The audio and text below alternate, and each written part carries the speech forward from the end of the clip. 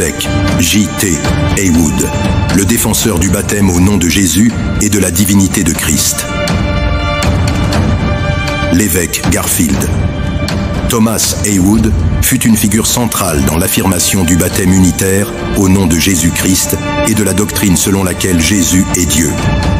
En 1915, après avoir rencontré l'ancien Glenn Cook, qui prêchait le baptême au nom de Jésus, Haywood et 465 membres de son église furent baptisés dans la rivière Fall Creek. Cet événement marqua les premiers baptêmes unitaires à l'est du Mississippi et fit de Haywood un fervent défenseur de cette doctrine. Haywood proclama avec force la révélation de la divinité de Christ. Sous sa direction, l'église Christ Temple arbora des bannières affirmant « Jesus only » et « Jesus is God ». Jésus seul. Jésus est Dieu. Ces déclarations symbolisaient l'engagement inébranlable de l'Église envers la vérité apostolique. Haywood joua également un rôle crucial dans la diffusion de ses enseignements à travers la publication de The Voice in the Wilderness, une des principales plateformes de la doctrine unitaire. En tant que premier évêque principal des Pentecostal Assemblies of the World, PA, en 1925, il utilisa cette position pour ancrer ses croyances dans le mouvement pentecôtiste. Son ministère et celui de l'église Christ Temple laissèrent un impact durable. Le bâtiment, achevé en 1924, demeure un symbole de l'accroissement spirituel sous sa direction, et son église reste un pilier de l'héritage apostolique, mettant en avant l'importance du baptême au nom de Jésus-Christ et la proclamation que Jésus est Dieu. L'évêque J.T. Haywood n'était pas le seul à embrasser et défendre cette nouvelle confession de foi, centrée sur le baptême au nom de Jésus-Christ et la proclamation de la divinité de Christ. À ses côtés, l'évêque Robert C. Lawson joua également un rôle déterminant. Lawson, tout comme Haywood, fut convaincu par la révélation unitaire et devint un fervent défenseur de cette doctrine. Son engagement dans la prédication du baptême au nom de Jésus et de l'affirmation que Jésus est Dieu renforça la propagation de ce message au sein du mouvement pentecôtiste. Ensemble, en 1915, ces deux figures influentes contribuèrent à solidifier cette confession de foi, marquant durablement l'histoire du pentecôtisme apostolique et inspirant de nombreuses congrégations à travers les États-Unis et au-delà. Leur collaboration symbolisa une force unie dans la défense et la diffusion de cette vérité biblique, selon leur entendement.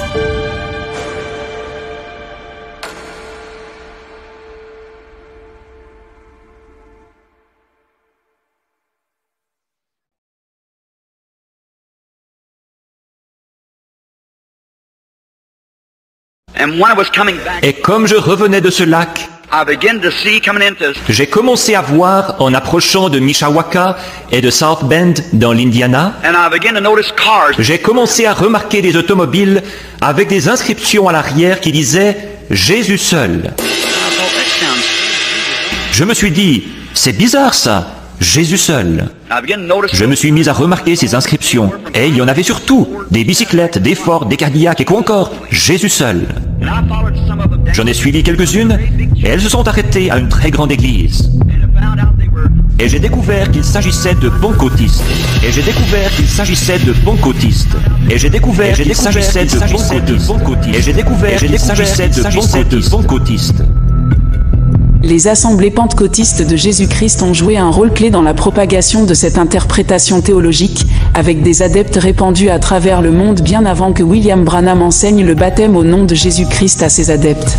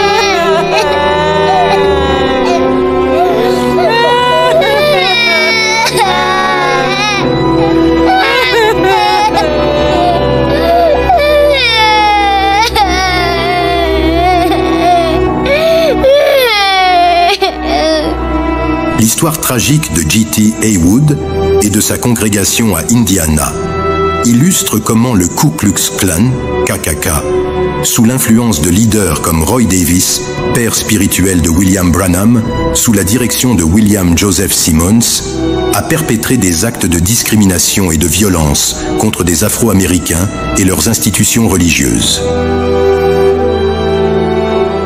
Le document que vous avez présentement sous vos yeux est une copie originale du livret intitulé « The Victim of the Flaming Sword », la victime de l'épée flamboyante, écrit par le leader pentecôtiste unicitaire J.T. Haywood d'Indianapolis. Le contenu de ce livret a en grande partie inspiré la construction du culte de la personnalité au sein du message de William Branham. Les dirigeants du culte de William Branham prétendent que Branham a introduit la vérité sur le baptême au nom de Jésus. Mais en réalité, c'est J.T. Haywood, un prédicateur pentecôtiste noir, qui a largement contribué à la diffusion de l'enseignement sur le baptême selon Acte 2, 38. Haywood était si populaire pour ses réveils interraciaux que ce livret a provoqué l'indignation des suprémacistes blancs, notamment des dirigeants du Ku Klux Klan, William Joseph Simmons et Roy E. Davis, qui était le mentor de William Branham. En réponse à ce livret, Simmons et Davis ont créé un groupe de suprématie blanche appelé les Chevaliers de l'épée flamboyante. Peu après, Davis a fondé sa propre secte pentecôtiste en collaboration avec Caleb Ridley, le chapelain suprême du clan. Davis, Ridley et Branham ont alors organisé ensemble des réveils pentecôtistes. William Branham a ensuite prétendu être un ministre baptiste intéressé par le pentecôtisme, infiltrant les cercles pentecôtistes en Indiana et essayant de s'approprier la gloire de Haywood. J.T. Haywood, ce pasteur afro-américain profondément respecté, était une figure emblématique du mouvement pentecôtiste et un défenseur de l'unité raciale. À la tête de l'église Christ Temple à Indianapolis, il avait bâti une communauté exceptionnelle composée de 60% d'Afro-Américains et de 40% de Blancs, cohabitant dans une harmonie remarquable malgré les tensions raciales omniprésentes à l'époque. Son message de foi transcendait les barrières raciales, ce qui en faisait un modèle rare et précieux dans une société profondément divisée. Cependant, cette influence et cette croissance rapide attirèrent l'attention indésirable, surtout dans l'Indiana, un État où le Ku Klux Klan exerçait un pouvoir social et politique écrasant, visant à détruire toute tentative d'intégration ou de progrès pour les communautés afro-américaines. Dans les années 1920 et 1930, le Ku Klux Klan d'Indiana, sous la direction de figures locales telles que Roy Davis, qui avait sous son aile William Branham, était impliqué dans les cercles religieux pentecôtistes et à l'échelle nationale par William Joseph Simmons, qui s'était immiscé dans de nombreux aspects de la vie publique. Leur principal objectif était de préserver la suprématie blanche, ce qui passait notamment par des attaques ciblées contre les Afro-Américains et le sabotage des institutions qu'ils dirigeaient. L'église de J.T. Haywood et sa congrégation furent également victimes de ces hostilités.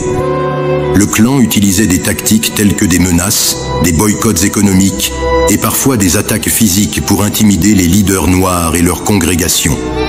Des récits historiques suggèrent que les activités de Haywood furent entravées par des pressions externes orchestrées par le KKK, visant à perturber les rassemblements religieux et à décourager les membres de soutenir leur église. Ces actions s'inscrivaient dans une campagne plus vaste, menée par le clan pour restreindre l'influence des communautés noires, même au sein de leur foi. Roy Davis et William Branham, bien qu'ayant eux-mêmes des connexions avec des mouvements religieux comme le pentecôtisme, ne se priva pas de s'allier au Ku Klux Klan pour promouvoir l'idéologie de la suprématie blanche. L'hybridation. L'hybridation. Oh, que c'est terrible. L'hybridation. Ils hybrident les gens. New York, le grand melting pot. J'ai des centaines d'amis précieux parmi les gens de couleur, qui sont des chrétiens nés de nouveau. Mais au sujet de la ségrégation et des choses dont il parle, l'hybridation des gens. Dites-moi, quelle brave femme de couleur, qui est cultivée et une bonne chrétienne, voudrait que son bébé soit mulâtre à cause d'un homme blanc? Non, monsieur, ce n'est pas bien. Quelle femme blanche voudrait que son bébé soit mulâtre à cause d'un homme de couleur? Dieu nous a fait tels que nous sommes. Restons tels que Dieu nous a fait. Je crois que c'est ça qui est bien. Que la race brune se marie avec la race brune. Que la race blanche se marie avec la race blanche. Que la race noire, la race jaune et toutes les autres restent tels que Dieu les a fait. Non, monsieur, ce n'est pas bien. Que la race brune se marie avec la race brune. Que la race blanche se marie avec la race blanche. Que la race noire, la race jaune et toutes les autres restent tels que Dieu les a fait. Je crois que c'est ça qui est bien. Leur double identité de leader religieux et allié du clan reflétait une hypocrisie flagrante, où la foi était utilisée comme un outil d'oppression. En parallèle, William Joseph Simmons, souvent décrit comme l'architecte du renouveau du clan au début du XXe siècle, apportait son soutien idéologique et structurel à de telles entreprises.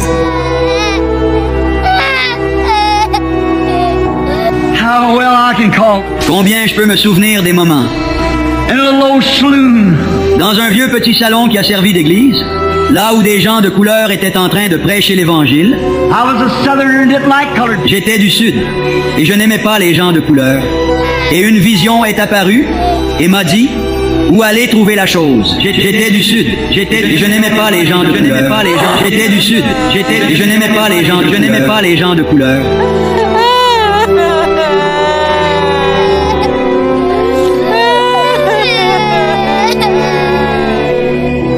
Dans une période marquée par une oppression profonde des populations noires américaines sous le joug des suprémacistes blancs, William Branham, en tant que prédicateur, aurait pu s'engager en faveur de l'égalité et de l'intégration, à l'instar de leaders comme Martin Luther King Jr. Cependant, au lieu de soutenir la justice sociale et l'unité, Branham a largement ignoré la souffrance des Afro-Américains et s'est opposé à la noble mission de Martin Luther King Jr. Mais ils poussent les hauts cris là-dessus. J'ai essayé de leur dire, ce n'est pas ça qui va sauver notre nation. Ce n'est qu'une machination politique. C'est quelque chose qui est inspiré par le communisme. Je pense que Martin Luther King va conduire son peuple à la plus grande tuerie, au plus grand massacre qu'ils aient jamais eu. Et vous voyez, ce n'est pas ça qui va réunir le monde. Ce n'est pas ça qui va nous sauver.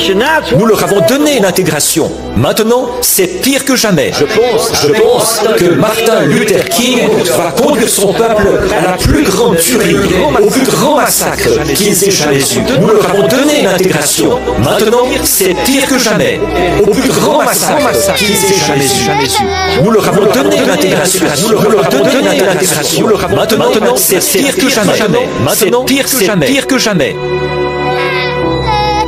Branham a largement ignoré la souffrance des Afro-Américains et s'est opposé à la noble mission de Martin Luther King Jr. Cette mission, pourtant, a ouvert la voie à des avancées historiques, permettant aux Afro-Américains d'accéder aux plus hautes sphères de l'administration américaine. Non seulement il n'a pas dénoncé les injustices raciales, mais il a également promu des idées alignées sur la politique du Ku Klux Klan, défendant la ségrégation raciale. Branham enseignait que les Blancs et les Noirs ne devaient pas partager les mêmes institutions, légitimant ainsi une idéologie profondément discriminatoire. Là-bas, la question est la ségrégation dans les écoles. J'ai vu ce qui s'est passé et je sais de quoi je parle. Par exemple, à Shreveport, les écoles des Noirs sont meilleures que les écoles des Blancs. Mais quelqu'un leur a donné l'idée qu'ils devaient se mélanger ensemble. De toute manière, quelle différence cela fait-il? Je pense que Martin Luther King est inspiré par des idées communistes, ce qui va conduire sûrement 1 million de gens vers un piège mortel. La question est la ségrégation, mais quelqu'un leur a donné l'idée. Ils devaient se mélanger ensemble. De toute manière, quelle différence cela fait-il? Ils devaient se mélanger ensemble. De toute manière, quelle différence cela fait-il? De toute manière, quelle différence cela fait-il?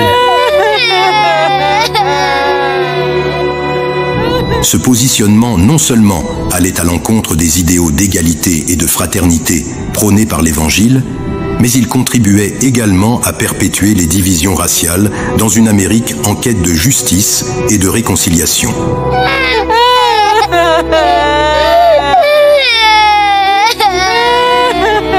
Dans sa vision déformée et marquée par une haine évidente envers l'intégration des Noirs aux privilèges accordés aux Blancs, ainsi que par son opposition à une société fondée sur la justice sociale, William Branham est allé jusqu'à déclarer que Dieu est un ségrégationniste et que tout chrétien devrait l'être également. Maintenant, je ne dis pas ceci par esprit de contradiction. Dieu est un ségrégationniste. Le savez-vous? Vous parlez d'intégration. Dieu est un ségrégationniste. Il l'est certainement. Dieu est un ségrégationniste. Moi aussi. Tout chrétien est un ségrégationniste. Dieu sépare son peuple de tous les autres. Ils ont toujours été l'objet d'une ségrégation. Il a choisi une nation. Il choisit un peuple. Il est un ségrégationniste. Il a fait toutes les nations, mais un authentique chrétien doit quand même être un ségrégationniste. Dieu est un ségrégationniste. Le savez-vous? Vous parlez d'intégration. Dieu est un ségrégationniste. Il l'est certainement. Moi aussi. Tout chrétien est un ségrégationniste, mais un authentique chrétien doit quand même être un ségrégationniste. Ces paroles, profondément troublantes, reflètent une idéologie qui non seulement dénature le message universel de l'Évangile, basé sur l'amour et l'égalité, mais y a également contribué à perpétuer les divisions raciales et à justifier des systèmes d'oppression contre les Noirs déjà profondément enracinés dans la société de son époque.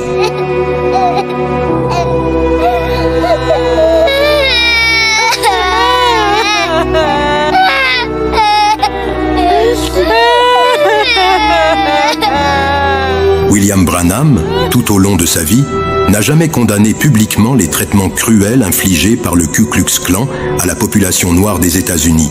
Lynchage, meurtre, pendaison et terreur généralisée. Au contraire, dans ses sermons, il a souvent exprimé son soutien implicite à leur politique ségrégationniste et a même fait l'éloge de cette organisation criminelle. Il allait jusqu'à déclarer « Quoi qu'ils fassent, peu importe, je ne pourrai jamais les oublier ».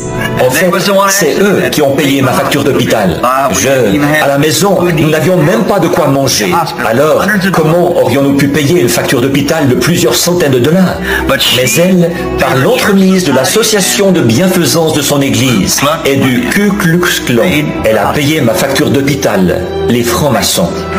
Je ne pourrai jamais oublier ces gens. Voyez, quoi qu'ils fassent, peu importe, malgré tout, c'est quelque chose, ça, que je ne peux pas oublier. Voyez-vous, ce qu'ils ont fait pour moi, ils ont payé la facture du docteur Reader. Mais elle, par l'entremise du Ku Klux Klan, les francs-maçons, je ne pourrai jamais oublier ces gens. Voyez, quoi qu'ils fassent, peu importe, quoi qu'ils fassent, peu importe. Ces paroles révèlent une complaisance troublante envers un groupe responsable de tant de souffrances, et elles trahissent une absence totale de solidarité avec les victimes de ces atrocités. Plutôt que de s'élever contre l'injustice, Branham a choisi de minimiser ou de légitimer les actions du clan, s'inscrivant ainsi en opposition directe avec les valeurs de justice et de compassion prônées par l'Évangile. William Branham a choisi de tendre la main aux criminels plutôt que de soutenir les Noirs opprimés. Au lieu de s'élever contre les injustices flagrantes perpétrées par le Ku Klux Klan, il a préféré s'aligner sur leurs idéologies et politiques ségrégationnistes. Pire encore, il a combattu indirectement les efforts de Martin Luther King Jr. qui œuvrait courageusement pour l'égalité raciale et les droits civiques. En refusant de dénoncer les atrocités du clan et en s'opposant au mouvement de justice sociale, Branham a tourné le dos à une cause noble et juste, choisissant plutôt de conforter les structures d'oppression et de division raciale.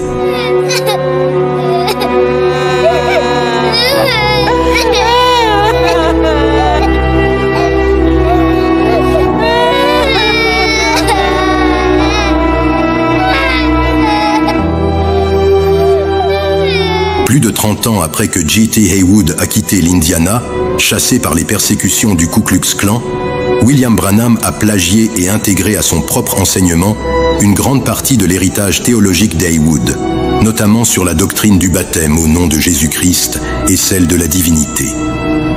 Ces concepts fondamentaux que Haywood avait développés au sein du mouvement pentecôtiste Oneness formaient le cœur de son message spirituel. Branham a non seulement adopté ces doctrines, mais a également repris des éléments spécifiques des écrits d'Haywood, comme son poème et chant célèbre Little Bethlehem, Petite Bethléem, qu'il a parfois présenté comme s'il était l'auteur ou l'inspirateur original.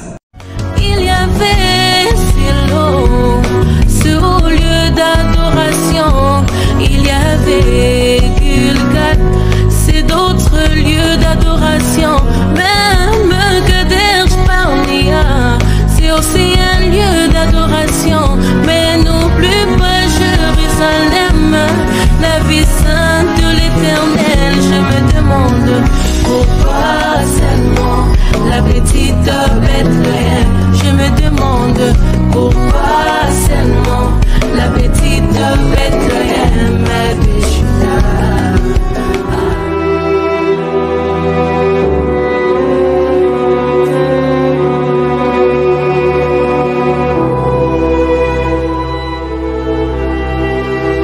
Ce transfert d'héritage soulève des questions sur l'appropriation des idées théologiques. Le contexte historique exacerbe cette situation.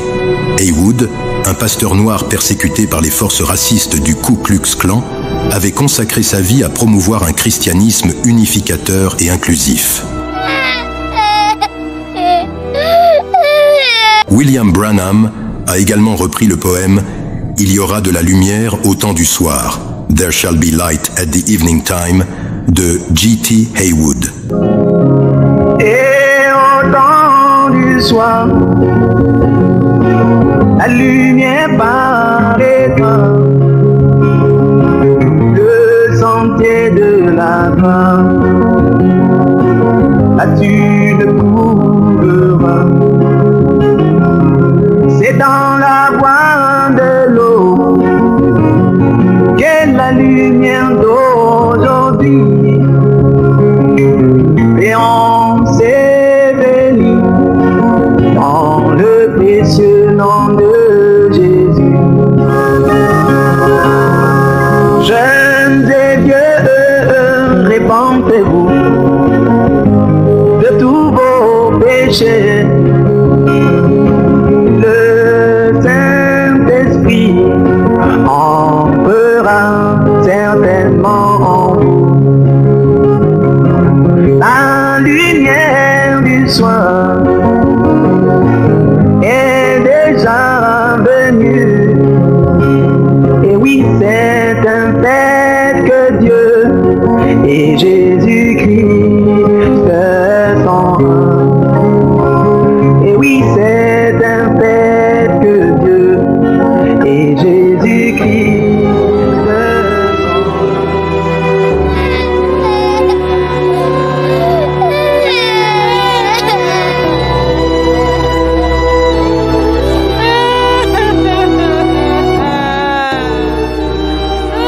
Ce poème, qui est aussi devenu un hymne largement utilisé dans les cercles pentecôtistes Oneness, était un puissant message inspiré de Zacharie 14:7.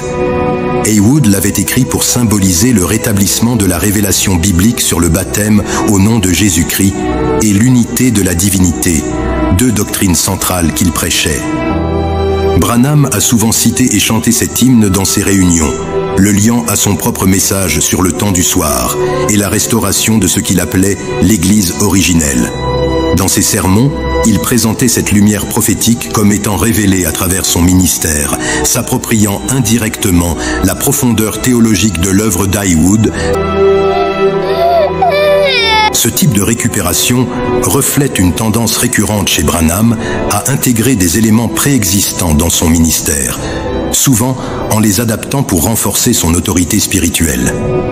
L'hymne, avec sa forte charge symbolique et son ancrage scripturaire, convenait parfaitement à la vision qu'il voulait transmettre à ses adeptes, surtout dans le contexte d'un pasteur noir persécuté et oublié dans l'histoire des mouvements religieux dominés par des figures blanches.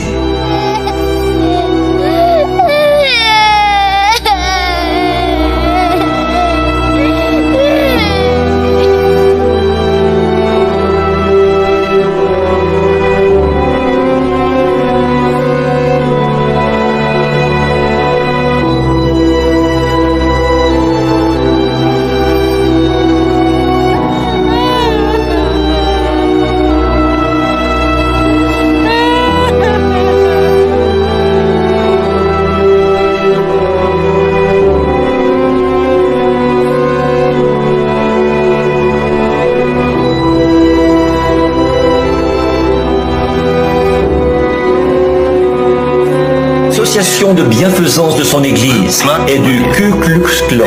Elle a payé ma facture d'hôpital, les francs-maçons. Je ne pourrai jamais oublier ces gens. Voyez, quoi qu'ils fassent, peu importe, malgré tout, c'est quelque chose, ça, que je ne peux pas oublier. Voyez-vous, ce qu'ils ont fait pour moi. Ils ont payé la facture du docteur Reader. Mais elle, par l'entremise du Ku Klux Klan, les francs-maçons, je ne pourrai jamais oublier ces gens. Voyez, quoi qu'ils fassent, peu importe, quoi qu'ils fassent, peu importe.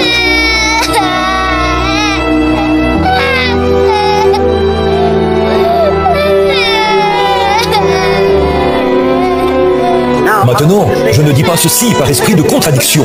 Dieu est un ségrégationniste. Le savez-vous? Vous parlez d'intégration. Dieu est un ségrégationniste. Il l'est certainement. Dieu est un ségrégationniste. Moi aussi.